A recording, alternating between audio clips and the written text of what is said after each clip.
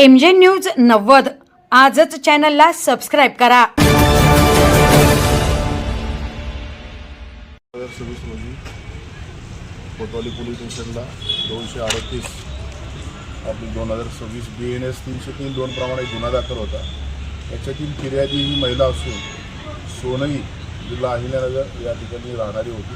पुणे ते अहिल्यानगर अशा प्रवास करत असताना साधारणतः शिरूरच्या पलीकडे काही महिला तिच्या शेजारी बसल्या आणि सोपा पोलीस स्टेशनच्या हद्दीत गव्हाणवाडी फाटा या ठिकाणी त्या उतरलेल्या होत्या।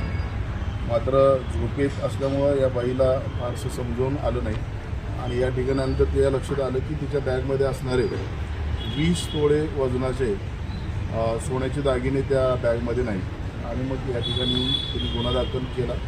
गुन्ह्याचं गांभीर्य ओळखून वरिष्ठ अधिकारी जिल्ह्याचे पोलीस अधीक्षक सन्माननीय सोमनाथजी गार्गे सर, अप्पर पोलीस अधीक्षक वैभव कलुवर्मे सर, शहराचे उपविभागीय पोलीस अधिकारी डॉक्टर दिलीप टिपरशे सर यांच्या मार्गदर्शनाखाली कोतवाली पोलीस स्टेशनच्या गुन्हे शोध पथकाचे पोलीस उपनिरीक्षक श्री गणेश देशमुख आणि त्यांच्या पथकानं याच्यामध्ये लागलीच कारवाई सुरू केली होती।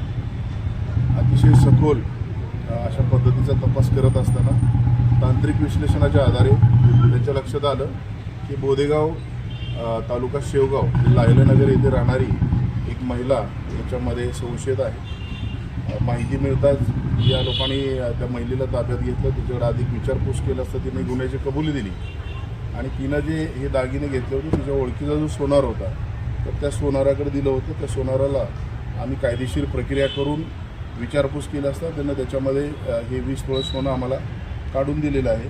अतिशय प्रयत्नांची पराकाष्ठा करून आमच्या या पथकानं हा गुन्हा यशस्वीरित्या पूर्ण केलेला आहे, उघडकीस आणलेला आहे आणि याच्यामध्ये गेलेला संपूर्ण जो मुद्देमाल त्या वजनाचा आहे तो आम्ही जप्त केलेला आहे।